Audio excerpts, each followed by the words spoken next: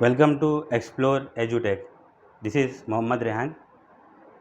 Today we will explore the entrance exam and career option after 12th Science PCM and PCB group. और ये हमारे explore career guidance series का first video है। तो आप में से हो सकता है कई स्टूडेंट ऐसे भी होंगे जिनके माइंड में ये डाउट होगा कि सर आप तो सिर्फ कैरियर गाइडेंस के लिए ये एंट्रेंस एग्ज़ाम और इससे रिलेटेड जो कोर्सेस है उसी के ऊपर वीडियो बना रहे हैं। तो देखिए यहाँ पर मैंने सीरीज़ नंबर मेंशन किया है। ये हमारा फर्स्ट वीडियो है। इसके बाद में हम जो है 12th साइंस के लिए और जो डिफरेंट आपके कोर्सेस है और कैरियर ऑप्शन है उससे रिलेटेड भी वीडियो बनाएंगे, और साथ ही साथ जो आपका 11 12 आर्ट्स और कॉमर्स स्ट्रीम है उसके बाद में क्या कैरियर ऑप्शन है, ठीक है, तो उससे रिलेटेड भी हम वीडियो बनाएंगे। क्योंकि कैरियर गाइडेंस सीरीज़ से मैं आपको डिफरेंट टाइप्स के सभी तरीके के प्रोफेशनल कोर्सेस उससे रिलेटेड जो है कैरियर गाइडेंस के वीडियो देखने के लिए मिलेंगे। अगर आप ये फर्स्ट टाइम हमारा चैनल विज़िट कर रहे हैं तो इसे प्लीज़ सब्सक्राइब करिए और वीडियो को शेयर करिए, लाइक करिए, क्योंकि आपके सपोर्ट से ही हमको मोटिवेशन मिलता है इस टाइप के एजुकेशनल वीडियोस बनाने के लिए। तो जैसा कि आपने थंबनेल के अंदर में टॉपिक देख ही चुका है, तो हम टू द पॉइंट यहाँ पे स्टार्ट करेंगे। और ये वीडियो किन स्टूडेंट्स के लिए और किन पेरेंट्स के लिए हेल्पफुल रहेगा, तो अच्छी तरीके से इसको समझिएगा। अगर आप स्टूडेंट हैं 8th या 9th 10th क्लास में, 8th 9th 10th क्लास में, या आप उन स्टूडेंट के पेरेंट्स हैं या उनके सिबलिंग है, बड़े भाई बहन है या रिलेटिव है, तो आप इस वीडियो के माध्यम से, इस वीडियो के ज़रिए से उन स्टूडेंट्स को गाइड कर सकते हैं। और अगर आप स्टूडेंट्स हैं, स्टूडेंट होकर आप ये वीडियो देख रहे हैं, तो आपके लिए बहुत हेल्पफुल रहेगा अगर से आपका इंटरेस्ट इस फील्ड में है, ठीक है। तो यहाँ पर हम सभी बातों को टू द पॉइंट बेसिक से स्टार्ट करेंगे। देखिए, जो आपका 12th, अगर आपने 11th class science 10th class pass करने के बाद आपने अगर 11th क्लास साइंस में एडमिशन लिया है, तो साइंस के अंदर में नॉर्मली ये दो ग्रुप को ही ज़्यादा फोकस किया जाता है, physics chemistry maths and physics chemistry biology groups.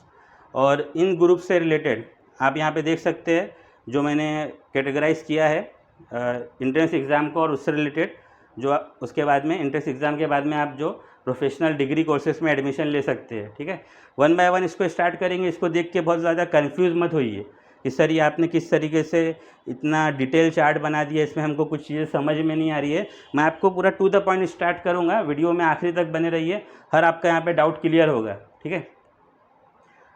देखिए, जब 10th क्लास तक तो बिल्कुल बेसिक एजुकेशन ही है। 10th क्लास तक आपका इस तरीके का कोई ऐसा मतलब प्रोफेशनल कोर्सेज वगैरह के बारे में स्टूडेंट कोई सोचता ही नहीं है। बस वो यही देखता है कि 10th class board exam pass कर ले। उसके बाद जो 11th क्लास है, जो जिसको हम फर्स्ट ईयर जूनियर कॉलेज बोलते हैं 11th क्लास, और 12th क्लास आपका सेकंड ईयर जूनियर कॉलेज है। फिर उसके बाद ये डिग्री सीनियर कॉलेज वगैरह स्टार्ट होते हैं। तो वहाँ से ही 11th क्लास से ही जो है ना आपका ये फंडामेंटल जो है इसका प्रोफेशनल कोर्सेज़ का वो स्टार्ट हो जाता है, यानी उसकी प्लानिंग स्टार्ट हो जाती है। तो मैं यही कहना चाहूँगा कि जो स्टूडेंट 8th 9th या 10th क्लास में ही है, तो वो अपना एक माइंडसेट सेट करके रखे, अगर से उनको इसमें इंटरेस्ट है तो, ठीक है। मैं आपको और भी कैरियर ऑप्शन बताऊँगा। और देखिए, स्टूडेंट के अकॉर्डिंग टू स्टूडेंट आपको ना ये ऑप्शंस को इन जो है क्या बोलेंगे डिग्री कोर्सेज़ को समझना बहुत ज़रूरी है। क्योंकि अगर आप खुद होके एज ए स्टूडेंट, मैं आपके बात कर रहा हूँ, आप स्टूडेंट है, अगर आप खुद होके अपना कैरियर डिसाइड नहीं करेंगे तो फिर आपका कैरियर कोई भी डिसाइड कर सकता है। हो सकता है कि आपका कोई टीचर हो, आपके पेरेंट्स हो, आपके बड़े भाई बहन हो, और वो आपकी लाइफ को उस तरीके से नहीं देख रहे जिस तरीके से आप देखते हो। आपका किस में इंटरेस्ट है, समझ आ रही है बात। तो उसके लिए आपको ना ये सभी जो कैरियर ऑप्शंस है और उसमें किस तरीके के मतलब क्या बोल सकते हैं हम लोग कोर्सेस वगैरह रहते हैं, एंट्रेंस एग्ज़ाम रहते हैं, तो उसका एक बेसिक नॉलेज रहना ज़रूरी है। तो हम स्टार्ट करते हैं। देखिए, यहाँ पर 12th साइंस के लिए एक महाराष्ट्र स्टेट लेवल जो स्टेट बोर्ड के जो एंट्रेंस एग्ज़ाम होते हैं और सेंट्रल लेवल सीबीएसई बोर्ड के दोनों ही लेवल के एग्ज़ाम को हम यहाँ पर डिस्कस करेंगे। अभी जैसे मैंने यहाँ पे महाराष्ट्र स्टेट लेवल का स्टेट बोर्ड एग्ज़ाम यानी एंट्रेंस एग्ज़ाम बताया आपका, तो इस तरीके से अगर आप दूसरे कोई स्टेट से बिलोंग करते हो, समझ के चलिए गुजरात से या राजस्थान से, तो वहाँ पर भी उनका एक स्टेट लेवल एग्ज़ाम होता है, एंट्रेंस एग्ज़ाम, इस तरीके के कोर्सेज में एडमिशन के लिए। अब यहाँ पे ना इसका एक जो क्लियर डिफरेंस है वो आप अच्छी तरीके से समझ लीजिए। महाराष्ट्र लेवल का जो एग्ज़ाम होता है आपका MST CET, फुल फॉर्म क्या है इसका, जो महाराष्ट्र के स्टूडेंट है उसको अच्छी तरीके से समझ सकते हैं। और ये देखिए, ये सभी जो एग्ज़ाम है एंट्रेंस एग्ज़ाम 12th अपीयर्ड पर या 12th पास होने के बाद ही आप दे सकते हैं। अगर कोई बोलेगा स्टूडेंट कि 8 क्लास का अगर कोई स्टूडेंट ये वीडियो देख रहा है, आज मुझे एक 9 क्लास के स्टूडेंट ने क्वेश्चन किया कि सर मैं 9 क्लास में हूँ और क्या मैं JEE का एग्ज़ाम दे सकता हूँ? तो आप खुद ही सोचिए, वो 9 क्लास में है। हाँ, वहाँ से आप प्लानिंग कर सकते हैं। 8, 9, 10 जो है ना, ये फाउंडेशन रहता है आपका। आप वहाँ से प्लानिंग कर सकते हैं कि मुझे सर इंजीनियरिंग में जाना है तो मुझे स्टेट लेवल का एग्ज़ाम देना चाहिए या फिर JEE का एग्ज़ाम देना चाहिए, मुझे मेडिकल लाइन में जाना है तो मुझे किस तरीके से प्लानिंग करना है। प्लानिंग आप कर सकते हैं, लेकिन एग्ज़ाम जैसे मैंने बताया ना आपको, ये जो 3 एग्ज़ाम है MST CET, सेंट्रल लेवल पे नीट और JEE, तो ये 12th अपीयर्ड जब आप रहोगे या जब आप 12th पास कर चुके होगे तभी आप ये एग्ज़ाम दे सकते हैं, ठीक है। लेकिन प्लानिंग मैंने बताया ना कि फाउंडेशन आपका एटलीस्ट 9 से तो भी करना ज़रूरी है, इसको समझना ज़रूरी है अगर आपका इंटरेस्ट है। मैं फिर यही बोल रहा हूँ, ठीक है। ज़बरदस्ती का मतलब, अगर आपका इंटरेस्ट नहीं है तो फिर उसके लिए मत करिए ट्राई। अगर आपका इंटरेस्ट है तो पूरी तरीके से जान लगा दीजिए उसके अंदर में, ठीक है। 9 क्लास से आप प्लानिंग करिए और ये 2 साल आपको मिलेंगे 11, 12th, ठीक है। ये ईयर आपके लिए बहुत इंपॉर्टेंट रहेगा इन सभी एंट्रेंस एग्ज़ाम के लिए। 2 साल वो एग्ज़ाम्स के अंदर में जान लगा दीजिए। एंट्रेंस एग्ज़ाम आपका क्लियर होगा, अच्छे परसेंटाइल, गुड रैंकिंग आएंगी आपकी, तो अच्छे कॉलेज में आपका एडमिशन मिल जाएगा। तो देखिए, जो MST CET है इसका फुल फॉर्म देखिए, Maharashtra health and technical common entrance test, MST CET। और स्टेट बोर्ड का एग्ज़ाम रहता है ये, जैसे आपने महाराष्ट्र में अगर 12th क्लास तक स्टेट बोर्ड से ही स्टडी किया है तो उसी सिलेबस के अकॉर्डिंग एग्ज़ाम रहेगा। लेकिन एक बात यहाँ पे अच्छी तरीके से याद रखिए, ये तो स्टेट बोर्ड का है, ये CBSE का एग्ज़ाम है। लेकिन अगर आप कोई स्टूडेंट सोचेगा कि सर मैं 11, 12 में हूँ और मैं 11, 12 में रेगुलर कॉलेज अटेंड कर रहा हूँ, रेगुलर मतलब हो सकता है कि वो ट्यूशन भी जा रहा है, और वो सोचेगा कि वो उसके बेस पर ये एग्ज़ाम क्रैक कर ले, तो ये पॉसिबल नहीं है। क्योंकि 11, 12 में आपको जो कॉलेज में या जो ट्यूशन में पढ़ाया जाता है वो 12 बोर्ड एग्ज़ाम के अकॉर्डिंग है, ठीक है। 12th का जो बोर्ड एग्ज़ाम है वो सब्जेक्टिव पेपर होता है और ये टोटली ऑब्जेक्टिव पेपर है। ऑब्जेक्टिव पेपर आपको समझते हैं ना, 4 ऑप्शन आपको दिए रहेंगे, उसमें से एक ऑप्शन आपको फिल करना रहेगा। तो इसका प्रोसीजर टोटली डिफरेंट है, ठीक है। तो MST CET का फुल फॉर्म मैंने आपको बता दिया। और देखिए, ये एग्ज़ाम जो है ना ऑनलाइन एग्ज़ाम रहता है, इसमें कोई निगेटिव मार्किंग नहीं है, अच्छी तरीके से समझ के चलिए। अभी ये तीनों ही एग्ज़ाम को ना एक साथ में इसके ऊपर में मतलब कंप्लीट वीडियो बनाना और एक ही बार में इसको बताना पूरी तरीके से पूरा डिटेल में, वो पॉसिबल नहीं था। तो मैंने ख़ास तौर से फोकस करते हुए यहाँ पर इन तीनों एग्ज़ाम के अंदर में जो सिमिलरिटी है और तीनों के अंदर में जो यूनिकनेस है उसको मैंने यहाँ पर फोकस किया है। तो ये एग्ज़ाम आपका याद रखिए, MST CET, no negative marking है, ऑनलाइन एग्ज़ाम होगा। और ये आपके 2 ग्रुप में होते हैं इसके MST CET के, एक PCM ग्रुप होता है और एक PCB ग्रुप होता है, ठीक है। अभी हम यहाँ पे उसके पूरे मार्किंग स्कीम वगैरह पेपर का सब कुछ डिस्कस करेंगे। PCM ग्रुप जो है आपका, देखिए यहाँ पर 200 मार्क्स का पेपर होता है। ये 3 घंटे के लिए आपको इसमें टाइम दिया जाता है और वहाँ पे आपको सिलेबस दिया गया है, मतलब सिलेबस तो हम नहीं बोलेंगे, सब्जेक्ट वाइज दिया गया है, क्योंकि सिलेबस तो हम पूरा एक साथ मेंशन नहीं कर सकते। तो फिजिक्स का जो इसमें सब्जेक्ट है, टोटल 50 क्वेश्चन रहेंगे, 1 क्वेश्चन 1 मार्क के लिए 50 मार्क्स आपको मिल जाएगा इसमें, मतलब 50 मार्क्स इसके लिए है। केमिस्ट्री के 50 क्वेश्चन है और इसमें भी एक क्वेश्चन 1 मार्क का 50 मार्क्स। मैथ्स के 50 क्वेश्चन है और मार्क्स यहाँ आप देखोगे तो 100 है। वो इसलिए क्योंकि MST CET PCM ग्रुप में मैथ्स में जो है ना एक क्वेश्चन 2 मार्क के लिए रहता है, ठीक है। तो वो बहुत आपको अच्छी तरीके से उसको क्वेश्चन को सॉल्व करना है, एक क्वेश्चन 2 नंबर के लिए मैथ्स का। इस तरीके से ये 100 मार्क हो गया और टोटल 200 मार्क्स, 200 मार्क का पेपर रहेगा आपका MST CET का। 3 घंटा उसका टाइम रहेगा। सेम उसी तरीके से MST CET PCB group, physics chemistry biology group अगर आपने लिया है MST CET में, तो इसका भी एग्ज़ाम जो है 2 घंटे का रहेगा, टाइम यहाँ पे 3 आवर रहेगा। लेकिन बायोलॉजी ग्रुप है तो इसमें आपका मैथ्स नहीं रहेगा।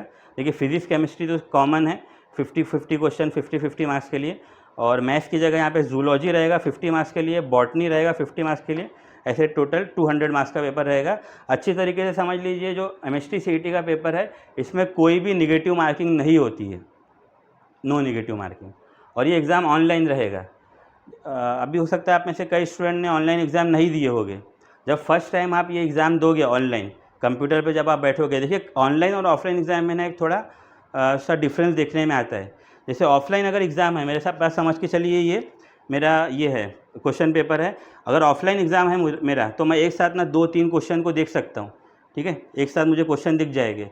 लेकिन जब ऑनलाइन एग्ज़ाम रहेगा ना आपका, तो वन टाइम कंप्यूटर स्क्रीन पे आपको एक ही क्वेश्चन देखने को मिलेगा, या मैक्सिमम हो सकता है 1 से 2 ही क्वेश्चन देखने को मिले, ठीक है। ज़्यादातर तो ऐसा होता है कि वन टाइम एक ही question, one time one question ही आप इसमें सी कर सकते हो, वो प्रॉब्लम वाली बात है ऑनलाइन एग्ज़ाम के अंदर में। उसमें आपको थोड़ा टाइम करना शॉर्टेज जाता है। ऑफलाइन एग्ज़ाम के अंदर में जैसे ही आपको क्वेश्चन दिख रहा है, रफ वर्क करना है आपको, वही क्वेश्चन के नीचे आप रफ वर्क कर सकते हो।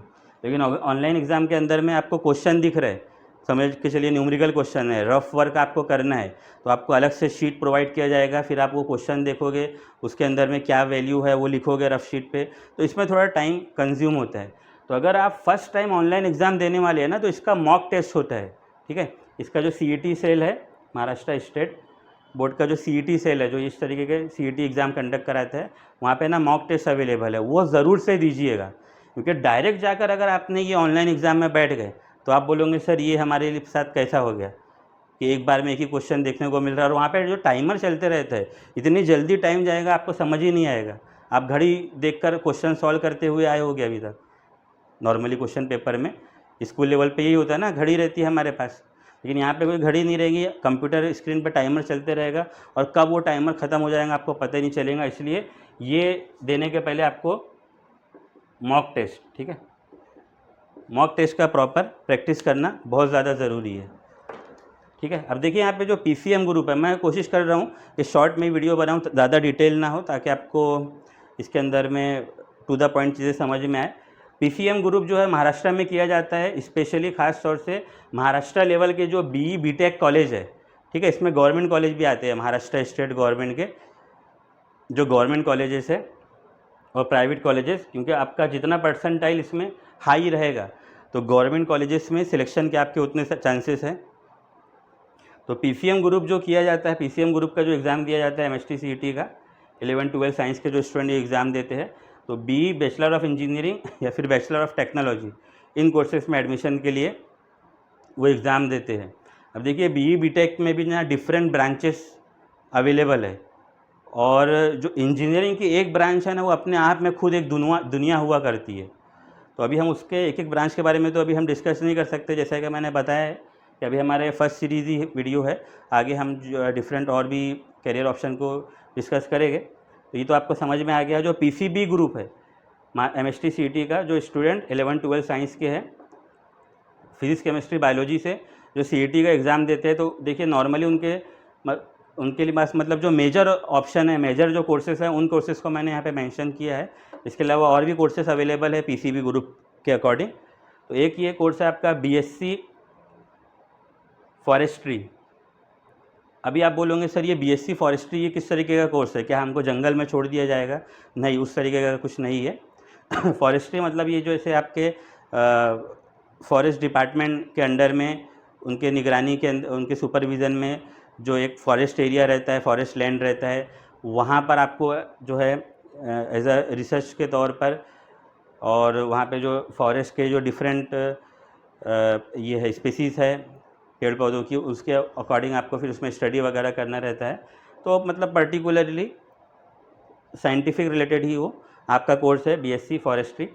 BFSc फिशरीज़ साइंस, तो इसमें भी जो आपको जो फिशरीज़ के जो एक्वेरियम है, किस तरीके से फिशरीज़ के प्रोडक्शन को इंक्रीज़ किया जा सके, तो उससे रिलेटेड आपको इसमें स्टडी करना रहता है। ये भी अच्छे कोर्सेज़ है। और देखिए कुछ कोर्सेज़ जो है ना आपके PCM और PCB ग्रुप MST CET में, अगर आपने PCM से एग्ज़ाम दी है या PCB ग्रुप से दिया है, तो कुछ कोर्सेज़, कुछ बैचलर डिग्री को कोर्सेज़ आपके लिए कॉमन है, जैसे B Pharm, bachelor of pharmacy 4 year का ये कोर्सेज़ है B Pharm, ठीक है।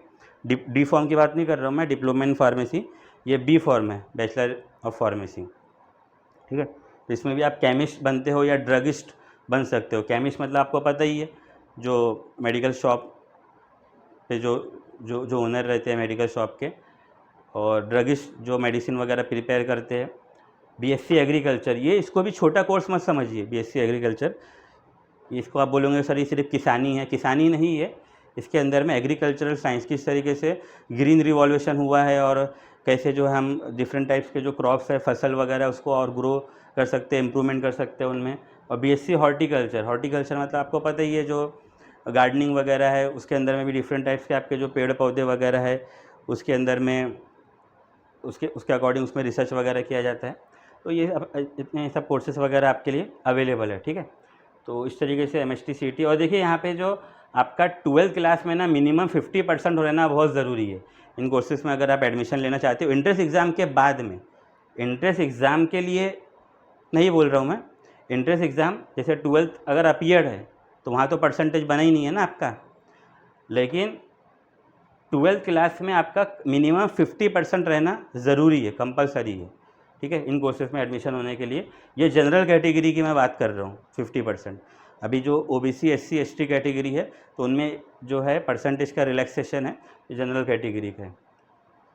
तो आई होप, मैं समझता हूँ कि आपको ये डिटेल अच्छी तरीके से समझ में आ गया होगा MST CET एंट्रेंस एग्ज़ाम और उसके बाद के कैरियर ऑप्शन से रिलेटेड, ठीक है। इसमें और भी जो है ना कॉमन कैरियर ऑप्शन अवेलेबल है, लेकिन मैंने सिर्फ जो है मेन हाईलाइट किया है जो ज़्यादा ट्रेंडिंग में कैरियर ऑप्शन है। नेक्स्ट, अगर आप डॉक्टर बनने का आपका सपना है, ठीक है, और मुझे लगता है आप में से कई स्टूडेंट्स अभी जो है यहाँ पे एक्टिव हो गए होंगे, क्योंकि बहुत से स्टूडेंट्स का ये सपना रहता है और ये एक बहुत ही ज़्यादा रिस्पेक्टफुल, इज़्ज़त वाली एक जो प्रोफेशन है ये, ठीक है, बाइज़्ज़त पेशा हम इसको बोल सकते हैं, रिस्पेक्टफुल प्रोफेशन डॉक्टर। देखिए, डॉक्टर अगर आपको बनना है तो उसके लिए फिर आपको सेंट्रल लेवल का CBSE बोर्ड के पैटर्न के अकॉर्डिंग ये एग्ज़ाम होता है, नीट एग्ज़ाम, ठीक है। नीट का फुल फॉर्म देख लीजिए, national eligibility cum entrance test, full form भी याद रखिए आप। आपने प्लानिंग कर लिया 9 क्लास में, 10 क्लास में या 11 क्लास में कि मुझे इसकी प्रिपरेशन करना है, लेकिन आपको फुल फॉर्म ही नहीं पता उसके क्वेश्चन पेपर के पैटर्न ही नहीं पता, तो फिर क्या प्लानिंग करोगे आप। कई सारे स्टूडेंट हैं ऐसे 11-12 क्लास में, वो उनको कुछ आइडिया ही नहीं है एग्ज़ाम का, बस सिर्फ फॉर्म फिल कर देते हैं, फॉर्म फिल कर दिए और उन्होंने अपना जो भी 11-12 क्लास के अंदर में स्टडी किया अपना बोर्ड एग्ज़ाम के लिए, और फिर उसके बेस पर ये एग्ज़ाम देने चले गए, और फिर वो बोल रहे कि सर हमारा तो एग्ज़ाम पास ही नहीं हुआ, हमारे तो मार्क्स आ ही नहीं रहे।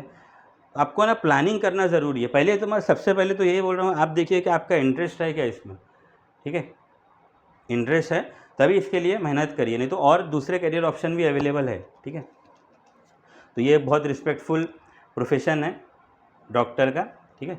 इसके लिए भी जो है ना आपका 12 क्लास में नीट के लिए आपको जैसे इसमें कोर्सेज में एडमिशन लेना है नीट एग्ज़ाम पास करने के बाद, तो 12 क्लास में मिनिमम 50% मार्क्स चाहिए जनरल कैटेगरी के लिए, मैं बता रहा हूँ, ठीक है। और जो रिजर्व कैटेगरी है उनके लिए रिलैक्सेशन रहेगा ये परसेंटेज का। और देखिए, नीट आपका ना ऑफलाइन एग्ज़ाम होता है, ये आपका MST CET ऑनलाइन एग्ज़ाम है, ये JEE भी जो है ऑनलाइन एग्ज़ाम है, लेकिन नीट जो है ये ऑफलाइन एग्ज़ाम है, ठीक है। और इसमें निगेटिव मार्किंग होती है। ये जो CBSE बोर्ड की एग्ज़ाम है ना, नीट और JEE, ठीक है, यहाँ पे आपका जो स्टेट बोर्ड के सिलेबस फॉलो नहीं करते, जो CBSE का बोर्ड है, ठीक है, CBSE central board of secondary education, उसके सिलेबस ये फॉलो करते हैं। तो इसमें निगेटिव मार्किंग है। अब निगेटिव मार्किंग भी क्या है, मैंने आपको आसान तरीके से यहाँ पे समझा देता हूँ। निगेटिव मार्किंग आप देख सकते हो यहाँ पे -1 की है और +4 -1 लिखा है, मतलब एक क्वेश्चन आप करेक्ट करोगे तो 4 मार्क्स मिलेंगे आपको, और एक क्वेश्चन गलत करोगे तो -1 मार्क्स, नहीं -1 आपके नंबर कट जाएंगे, ठीक है। एग्ज़ाम पैटर्न समझ लेते हैं नीट का। सबसे पहले देखिए, नीट का मार्क्स 720, नीट का जो पेपर है 720 मार्क्स का होता है। आप बोलोगे सर ये कितना बड़ा पेपर है नीट का, 720 नंबर का पेपर कितने घंटे का होगा ये, क्या ये पेपर 7 घंटे का होगा क्या 720 मार्क्स? नहीं, ये पेपर आपका 3 घंटे का ही है। मार्क्स भले ही उसके ज़्यादा है लेकिन टाइम 3 आवर ही है, क्योंकि यहाँ पे क्वेश्चन को देखिए आप, क्वेश्चन के पैटर्न को। नीट के अंदर आपको फिज़िक्स जो है इसके 45 क्वेश्चन रहेंगे, ठीक है, केमिस्ट्री के 45 क्वेश्चन, जूलॉजी के 45 क्वेश्चन और बॉटनी के 45 क्वेश्चन। और मैंने जैसा बताया नीट के अंदर एक क्वेश्चन आप करेक्ट करोगे तो 4 मार्क्स मिलेगा, ठीक है। तो इस तरीके से 45 क्वेश्चन है, 45 मल्टीप्लाई बाय 4, 180 मार्क्स, ठीक है, अगर पूरा क्वेश्चन आप करेक्ट करते हो। यहाँ पे केमिस्ट्री में भी वैसे ही 45 क्वेश्चन है, जितना भी क्वेश्चन आप इसमें सही करोगे 4 मार्क्स आपको मिलेंगे। पूरे 45 करेक्ट करते हो तो 180 मार्क्स। सेम ऐसे ही जूलॉजी बॉटनी के अंदर ऐसे करके कंप्लीट 720 मार्क्स है। मतलब अगर मैक्सिमम मार्क्स किसी को मिल सकता है नीट में, ठीक है, तो 720 ही मिलेगा। और मिनिमम अगर मिला किसी को, मिनिमम, क्योंकि देखिए एक क्वेश्चन अगर गलत करोगे तो -1 नंबर आपका कट जाएगा। और टोटल यहाँ पे आपके क्वेश्चन कितने हो रहे देखिए, 90 + 90 180 क्वेश्चन हो रहे हैं टोटल। अगर समझ के चलिए कोई एक ऐसा स्टूडेंट है, मतलब ऐसा तो होगा नहीं, लेकिन फिर भी एक समझ के चलिए, अगर ऐसा कोई स्टूडेंट है जिसने नीट के 180 क्वेश्चन पूरे के पूरे गलत कर दिया, तो उसके -180 मार्क्स आ जाएगा, ठीक है।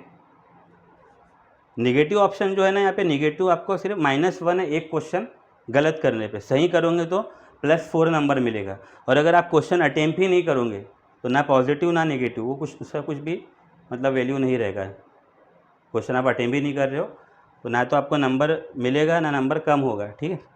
तो ये नीट आप समझ चुके होंगे 720 मार्क्स का है। और इसका जो स्कोर है ये बहुत ज़्यादा हेल्पफुल रहेगा, बहुत ज़्यादा इंपॉर्टेंट आपके लिए। जो मेडिकल डिग्री है अभी हम उसको यहाँ पे थोड़ा शॉर्ट में डिस्कस करेंगे इन कोर्सेज़ में एडमिशन के लिए। और देखिए नीट के लिए ना मैं एक इम्पॉर्टेंट पॉइंट आपके लिए और बताना चाहूँगा कि जो नीट का एग्ज़ाम है, इसका जो लैंग्वेज ऑफ क्वेश्चन पेपर है ना, ये तो टोटल 13 लैंग्वेज इसके लिए ऑप्शन में अवेलेबल है, ठीक है। नॉर्मली जो है इंग्लिश में ही स्टूडेंट प्रीफर करते हैं नीट का पेपर देना, इंग्लिश या फिर हिंदी लैंग्वेज में।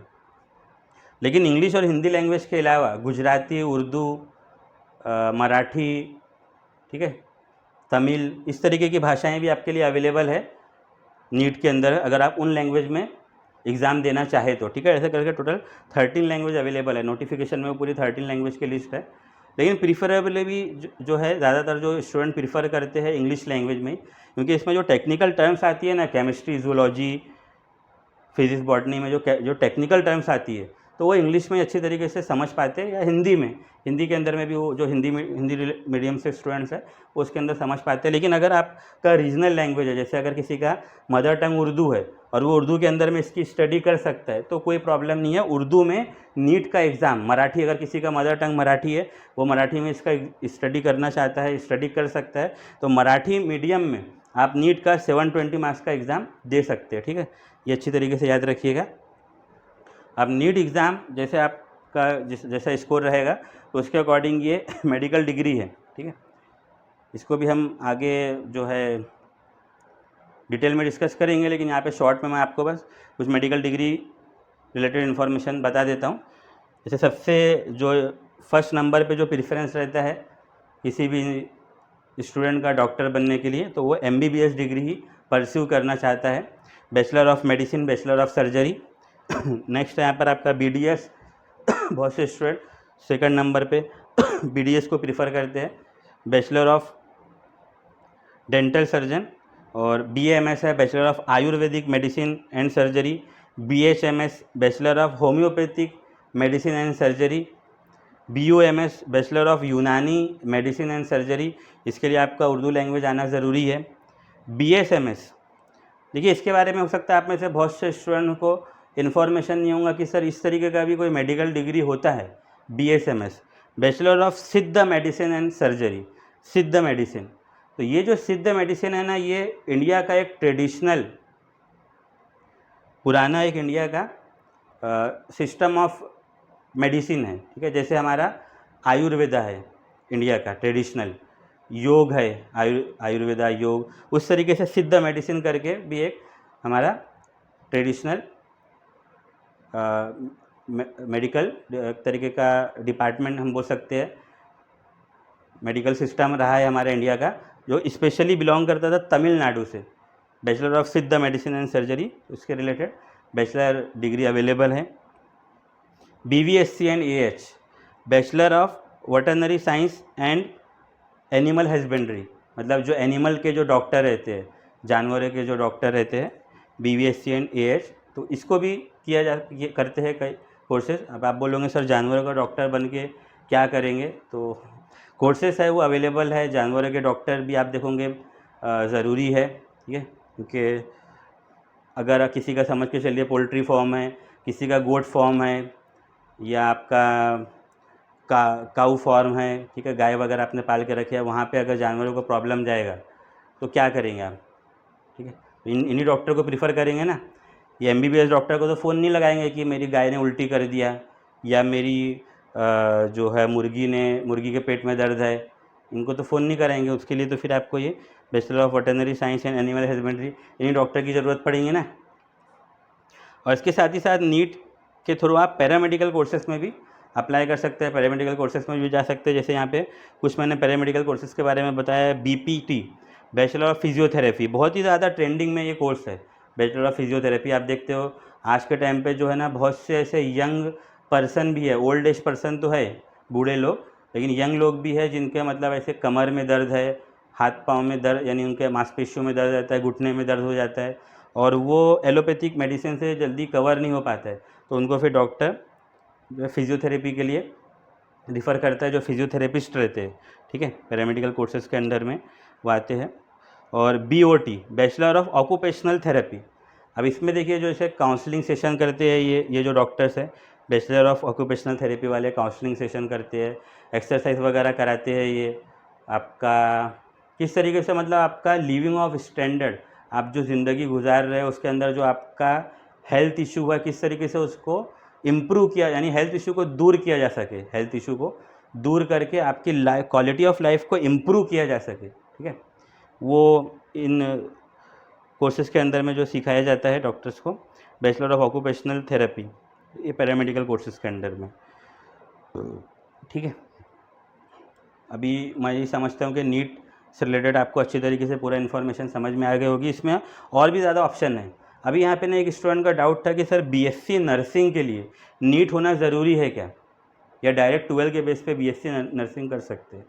तो देखिए, डायरेक्ट 12th के बेस पे भी बीएससी नर्सिंग होता है, ठीक है, कुछ जगह पे उसके सीईटी एग्ज़ाम भी होते हैं अलग से नर्सिंग के लिए। और लेकिन एम्स वगैरह जैसे कॉलेजेस है एम्स के, तो वो जो है ना बीएससी नर्सिंग के लिए भी नीट का स्कोर वैलिड मानते हैं, ठीक है। तो बेहतर तो यही है, अगर आपको उस फील्ड में जाना है, मेडिकल से रिलेटेड किसी भी फील्ड में जाना है आप, तो आप ये नीट का एग्ज़ाम ज़रूर दीजिए, ठीक है। और ये 720 मार्क्स में से जितने ज़्यादा मार्क्स आपके हाई रहेंगे उतने ज़्यादा आपके चांसेस है सबसे टॉप लेवल पे तो एम्स जो आपके कॉलेजेस है गवर्नमेंट मेडिकल के, ठीक है, वहाँ पे आपका पहले नंबर पे सिलेक्शन होगा, ज़्यादा आपके अच्छे मार्क्स रहेंगे तो फिर जो दूसरे गवर्नमेंट मेडिकल कॉलेजेस वगैरह है एम्स के बाद में, ठीक है, वहाँ पे आपका ऑप्शन यानी प्रेफरेंस रहेगा। और जितने मार्क्स कम होते रहेंगे फिर आपका उसके अकॉर्डिंग प्राइवेट कॉलेज की तरफ आपको शिफ्ट करना होगा, जहाँ पे फ़ीस वगैरह बहुत ज़्यादा है, ठीक है, यानी प्राइवेट इंजीनियरिंग कॉलेज से भी बहुत ज़्यादा फ़ीस है प्राइवेट मेडिकल कॉलेज वगैरह में। तो मैं ये कहना चाहूँगा कि आप इस पर ही ज़्यादा फोकस करिए, ज़्यादा से ज़्यादा मार्क्स इसमें आप अचीव करिए, ठीक है। और नीट के बाद हमारा लास्ट वाला जो है इंजीनियरिंग के लिए, अगर आप इंजीनियरिंग में एडमिशन करना चाहते हैं तो देखिए एक ऑप्शन तो आपके पास वो है स्टेट लेवल के, अगर आपको कॉलेज चाहिए आपके महाराष्ट्र स्टेट लेवल के, तो एमएसटी सीईटी, उसमें आपको स्टेट लेवल के गवर्नमेंट कॉलेज भी मिल जाएंगे और फिर प्राइवेट कॉलेज भी उसके स्कोर पे मिलते ही है एमएसटी सीईटी के। लेकिन अगर आपको ये खास तौर से जो जेईई का एग्ज़ाम है, ठीक है, जॉइंट एंट्रेंस एग्जामिनेशन, तो ये स्पेशली जाना जाता है ये एग्ज़ाम आईआईटी के लिए। आप देखे होंगे इस एग्ज़ाम के साथ आईआईटी जेईई लिखा रहता है, इंडियन इंस्टीट्यूट ऑफ टेक्नोलॉजी। लेकिन एक्चुअल में जो आईआईटी एग्ज़ाम कंडक्ट करता है वो जेईई के भी ना 2 एग्ज़ाम है, जेईई मेंस और जेईई एडवांस। तो जो आईआईटी है, इंडियन इंस्टीट्यूट ऑफ टेक्नोलॉजी है जो इंडिया के, वो जो एग्ज़ाम कंडक्ट करते हैं ना वो जेईई एडवांस कंडक्ट करते हैं, ठीक है, जो है सबसे लास्ट में लिखा हुआ है। लेकिन इस पूरे बोर्ड के ऊपर में सबसे ज़्यादा डिफ़िकल्ट और सबसे ज़्यादा हाई लेवल का एग्ज़ाम यही है, जेईई एडवांस। पूरे इंडिया में सेकंड नंबर पे मोस्ट टफेस्ट एग्ज़ाम यूपीएससी के बाद जेईई एडवांस ही है। तो देखिए अभी हम जेईई को डिस्कस करते हैं। जेईई के थ्रू आप जो है मतलब सेंट्रल लेवल पे ऑल ओवर इंडिया में गवर्नमेंट कॉलेज आईआईटी के लिए तो आपको ये जेईई एडवांस देना ही पड़ेगा, ठीक है। लेकिन जेईई मेंस के बेस पर आप जो है गवर्नमेंट कॉलेजेस हो गए सेंट्रल लेवल पर ऑल ओवर इंडिया में, प्राइवेट कॉलेज वगैरह में इसमें आप एडमिशन ले सकते हैं। और ये देखिए ये एग्ज़ाम भी ऑनलाइन ही रहता है, इसमें भी नेगेटिव मार्किंग है। जिस तरीके का नेगेटिव मार्किंग आपका नीट में है +4 -1 का, उसी तरीके का नेगेटिव मार्किंग इसमें जेईई में भी है। और देखिए जेईई में, लेकिन अगर आपको आईआईटी में एडमिशन लेना है जेईई के थ्रू, आप जेईई मेन दोगे, फिर JEE मेंस के अंदर में अगर आपका 2.5 लाख 2.5 लाख के करीब, नियर अबाउट 2.5 लाख, इसके अकॉर्डिंग अगर आपका रैंक आता है नियर अबाउट, ठीक है, JEE मेन में पूरे ऑल ओवर इंडिया से स्टूडेंट अपीयर कर रहे हैं एग्ज़ाम के लिए, तो जो 2.5 लाख तक का जिनका रैंक रहता है नियर अबाउट 2.5 लाख, उनको फिर ऑप्शन दिया जाता है JEE एडवांस उस एग्ज़ाम को अटेम्प्ट करने के लिए। तो JEE मेंस का देखिए यहाँ पर इसके ना 3 कैटेगरी है JEE मेंस के। अगर आपको BE BTech में एडमिशन लेना है, ठीक है, या अगर आप bachelor of architecture B arch में आप एडमिशन लेना चाहते हैं और बैचलर ऑफ प्लानिंग में एडमिशन लेना चाहते हैं, तो इस लेवल पे 3 कैटेगरी है। लेकिन ये बात याद रखिए, अगर आपको IIT में एडमिशन लेना है, इंडियन इंस्टीट्यूट ऑफ टेक्नोलॉजी में एडमिशन लेना है, तो मिनिमम आपका 12 में 75% होना ज़रूरी है। ये यहाँ पर हम देख रहे हैं MST CET और नीट में तो 50% का क्राइटेरिया रखा गया है, लेकिन IIT में एडमिशन के लिए 12th में आपका 75% होना ज़रूरी है जनरल कैटेगरी के लिए। और जो फिर रिजर्व कैटेगरी है OBC SC ST, उनके लिए मतलब परसेंटेज का रिलैक्सेशन रहेगा, लेकिन जनरल कैटेगरी के 75 मार्क्स होना ज़रूरी है 12 क्लास में। तो देखिए BE BTech में अगर आप एडमिशन लेना चाहते हैं JEE के थ्रू, तो ये उसका एग्ज़ाम पैटर्न है। मैथ्स के अंदर आप देखोगे यहाँ पे यानी 2 सेक्शन है इसमें, सेक्शन A और सेक्शन B। तो सेक्शन A जो है ना, ये पूरे ऑब्जेक्टिव टाइप है, ठीक है। इसमें जो क्वेश्चन आएंगे, मैथ्स में आप देख रहे हो 20 क्वेश्चन है, फिजिक्स में 20 क्वेश्चन है, केमिस्ट्री में 20 क्वेश्चन है, सब ऑब्जेक्टिव टाइप है। और ये जो सेक्शन B में ये जो क्वेश्चन है ना, ये न्यूमेरिकल वैल्यू क्वेश्चन रहते हैं। मतलब ये ऑब्जेक्टिव टाइप नहीं है, यहाँ पे डायरेक्ट आपको जो क्वेश्चन दिया रहेगा उसका आंसर आपको ऑप्शन नहीं रहेगा, डायरेक्ट आपको जो भी न्यूमेरिकल वैल्यू आ रही है उसका, ठीक है।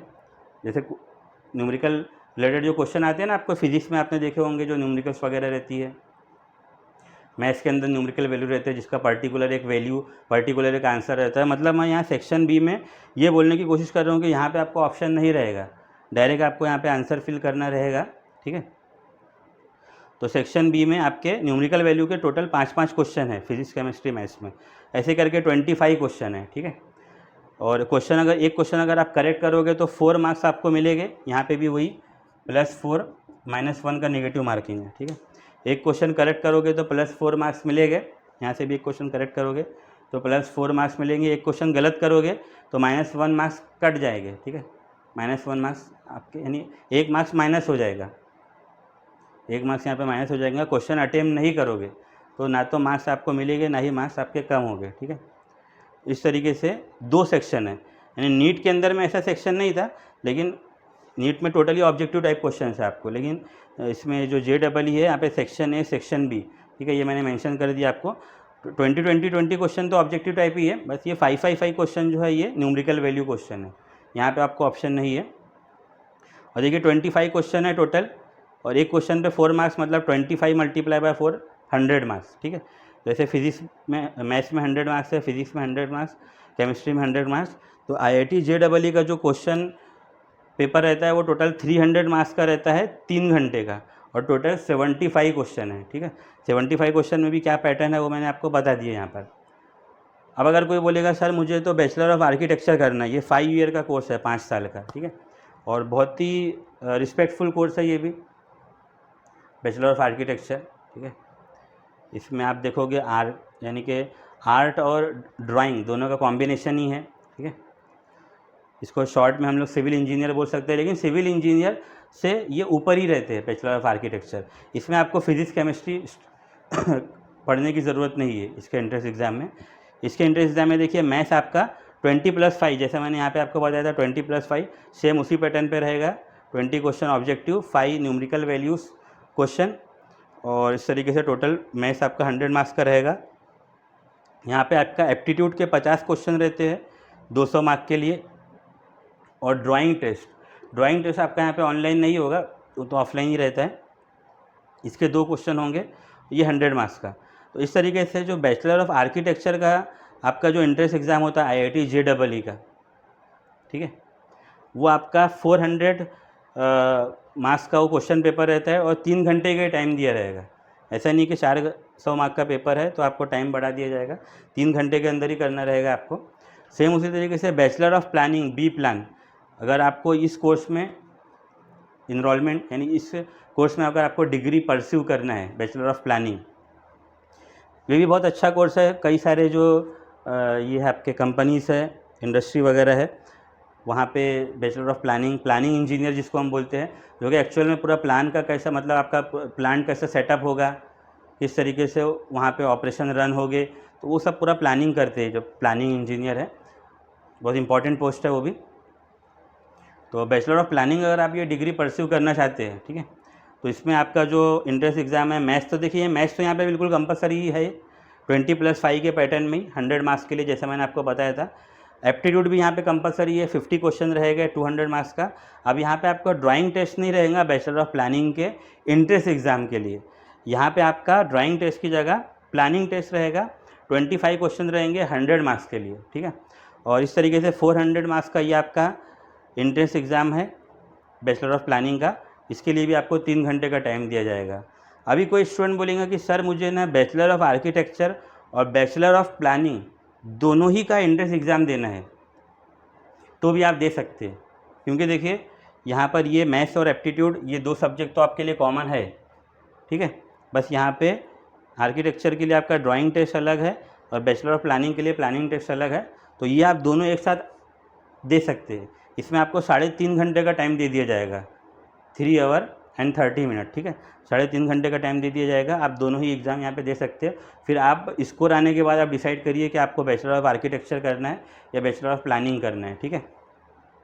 तो देखिए JEE मेन तो मैंने आपको बता दिया, जो IIT के अलावा अदर देन IIT जो दूसरे आपके गवर्नमेंट कॉलेजेस वगैरह है, प्राइवेट कॉलेज है, ठीक है, इंजीनियरिंग के, टेक्नोलॉजी के, आर्किटेक्चर के, प्लानिंग के, वहाँ पर आप JEE मेन के थ्रू उसके परसेंटाइल के बेस पर, उसके स्कोर के बेस पर एडमिशन ले सकते हैं।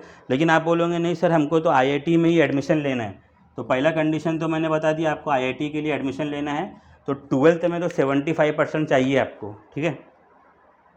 और फिर आपको ये JEE एडवांस का पेपर देना होगा। और ये जो JEE एडवांस का पेपर है, ये खुद IIT जो है, जो इंडिया के डिफरेंट IIT है, इंडियन इंस्टीट्यूट ऑफ टेक्नोलॉजी, जैसे IIT बॉम्बे हो गया, IIT कानपुर हो गया, तो ये डिफरेंट IIT जो है, हर साल ये कोई ना कोई एक IIT JEE एडवांस का जो पेपर है वो सेट करता है, वो उनका एग्ज़ाम कंडक्ट कराता है JEE एडवांस, ठीक है। और ये एग्ज़ाम के अंदर मार्क्स स्कोर करके फिर आप डायरेक्ट IIT के अंदर में एंट्री ले सकते हैं। तो देखिए इसके बारे में तो अभी मतलब बहुत ज़्यादा डिटेल में नहीं बताया जा सकता JEE एडवांस के बारे में। इसमें ना आपके 2 पेपर हो गए, 180 मार्क्स के 2 पेपर, दोनों ही पेपर 3-3 घंटे के हो गए, एक ही दिन हो गए। आप बोलोगे सर JEE एडवांस में हम सिर्फ एक ही पेपर देंगे, तो वैसे नहीं होगा। अगर आप सिर्फ एक पेपर देकर आ गए 3 घंटे का, तो फिर आपका स्कोर वैलिड नहीं रहेगा। दोनों पेपर ये कंपलसरी है, 180 मार्क्स के 3-3 घंटे के पेपर है, मतलब कंटिन्यू नहीं रहेंगे, बीच में आपको गैप रहेगा। 3 घंटे आपने पेपर दिया, फिर आपका गैप रहेगा, ठीक है, 1 घंटा 1.5 घंटे का जो भी है, फिर उसके बाद पेपर रहेगा। और इसका जो आपका पेपर पैटर्न है, उसमें भी फिजिक्स, केमिस्ट्री, मैथ्स, ये 3 सब्जेक्ट से ही क्वेश्चन आएंगे। लेकिन यहाँ पे देखिए ये जो आपका एंट्रेंस एग्ज़ाम है, IIT Indian institute of technology, वो इसको कंडक्ट कराता है, तो उनका जो लेवल ऑफ क्वेश्चनिंग है फिजिक्स, केमिस्ट्री, मैथ्स के अकॉर्डिंग, वो बहुत हाई लेवल का रहते हैं। और इसमें इनके जो क्वेश्चन पेपर रहते हैं ना, जैसे फिजिक्स, केमिस्ट्री, मैथ्स, तीनों ही पेपर के लिए बोल रहा मैं, उसमें ना टोटल 4 सेक्शन रहते हैं और निगेटिव मार्किंग रहती है इसमें। लेकिन इसमें जो निगेटिव मार्किंग है JEE एडवांस में, वो आपका नीट और JEE मेन से डिफरेंट रहती है निगेटिव मार्किंग। देखिए वहाँ पे क्या लिखा है शॉर्ट में निगेटिव मार्किंग के लिए,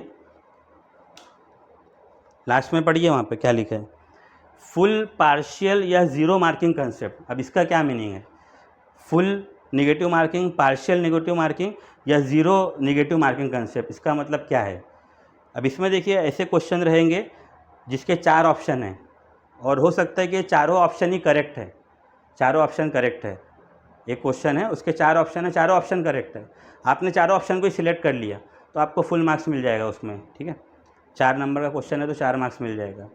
लेकिन एक क्वेश्चन है उसके चारों ऑप्शन करेक्ट है और आपने सिर्फ 3 ऑप्शन को सिलेक्ट किया, जबकि चौथा ऑप्शन भी करेक्ट था, लेकिन आपने 3 ऑप्शन को सिलेक्ट किया कि आपको तो ऐसा लग रहा था कि सर बस ये 3 ही आंसर सही है, चौथा वाला गलत रहेगा। लेकिन जबकि चौथा भी सही था, लेकिन आपने 4 में से 3 ऑप्शन को करेक्ट सिलेक्ट किए जो कि तीनों सही थे, चौथे वाले पे आपने ध्यान नहीं दिया, तो आपको यहाँ 3 नंबर मिलेंगे। ठीक है, ये है पार्शियल। फुल तो मैंने बता दिया ना, अगर एक क्वेश्चन है उसके चारों ऑप्शन करेक्ट है और चारों को आपने सिलेक्ट कर लिया तो फुल मार्क्स पूरे मतलब 4 नंबर मिल गए आपको। ठीक है, लेकिन फिर एक क्वेश्चन है उसके 4 ऑप्शन करेक्ट है, चारों ऑप्शन का आंसर करेक्ट है, लेकिन आपने सिर्फ 3 ऑप्शन को सिलेक्ट किया तो यहाँ 3 मार्क्स मिला। फिर आपने कभी 2 ऑप्शन को सिलेक्ट किया तो हो सकता है यहाँ पे आपको 2 मार्क्स मिला। ये मैं सिर्फ समझाने के लिए आपको बता रहा हूँ। ठीक है, इस तरीके का पार्शियल फुल मार्किंग कंसेप्ट रहता है। और ज़ीरो मार्किंग कंसेप्ट वो कब रहेगा, जब आप क्वेश्चन को अटेम्प्ट ही नहीं कर रहे। देखिए, ये तो मैंने MST CET नीट और JEE दोनों ही के अंदर में बताया था। अगर आप क्वेश्चन को अटेम्प्ट ही नहीं करोगे तो ना तो आपको पॉजिटिव मार्क्स मिलेगा ना ही नेगेटिव मार्क्स मिलेगा, न्यूट्रल रहोगे आप उसमें। ठीक है, तो JEE एडवांस सबसे टफेस्ट एग्ज़ाम, सेकंड नंबर पे पूरे इंडिया में। मैं यहाँ पर एक सजेशन ये देना चाहूँगा स्टूडेंट्स को कि आप भले स्टेट लेवल के स्टूडेंट हो या CBSE लेवल के स्टूडेंट हो, तो अगर आप इंजीनियरिंग फील्ड में जाना चाहते हो तो आप जैसे महाराष्ट्र से हो तो MST CET PCM का भी एग्ज़ाम दीजिए और IIT का भी एग्ज़ाम दीजिए। कई सारे स्टूडेंट रहेंगे कि बोलेंगे नहीं सर, हम तो IIT का ही देंगे, हमको स्टेट लेवल के गवर्नमेंट कॉलेज को देखना ही नहीं है। लेकिन फिर भी आप वो एग्ज़ाम दीजिए, भले ही वो CBSE लेवल का सिलेबस है, ये स्टेट लेवल का सिलेबस है, लेकिन बहुत ज़्यादा डिफरेंस नहीं है उनमें। ठीक है, अगर आप इसका स्टडी कर रहे हो IIT का तो ये आपके लिए बहुत इजी जाएगा। स्टेट लेवल का एग्ज़ाम दीजिए आप दोनों, क्योंकि ये अपॉर्चुनिटी आपको बार बार नहीं मिलेगी। और अगर आपको मेडिकल फील्ड में जाना है तो मेडिकल फील्ड के लिए तो अभी यही एग्ज़ाम है नीट का। बहुत पहले ऐसे हुआ करता था कि MST CET में जो PCB ग्रुप था, ठीक है, जिसको PMT करके एग्ज़ाम होता था, प्री मेडिकल टेस्ट, बहुत पहले की बात है वो, लेकिन अभी तो है ही नहीं, उसके बारे में हम बात नहीं करेंगे। अभी आपको अगर डॉक्टर बनना है तो यही आपके लिए रास्ता है नीट का। ठीक है, और MST CET PCB ग्रुप से आप कौन से फील्ड में जा सकते हैं वो भी मैंने आपको यहाँ मेंशन करके बता दिया। तो मैंने कोशिश किया है मतलब टू द पॉइंट आपको चीज़ें समझाने की। और इसके अलावा आप और जो कैरियर ऑप्शन के बारे में जानना चाहते हैं तो मुझे कमेंट में मैसेज करके बताइए। आप सभी का शुक्रिया, आपने ध्यान से वीडियो को अच्छी तरीके से स्टडी किया। Thank you.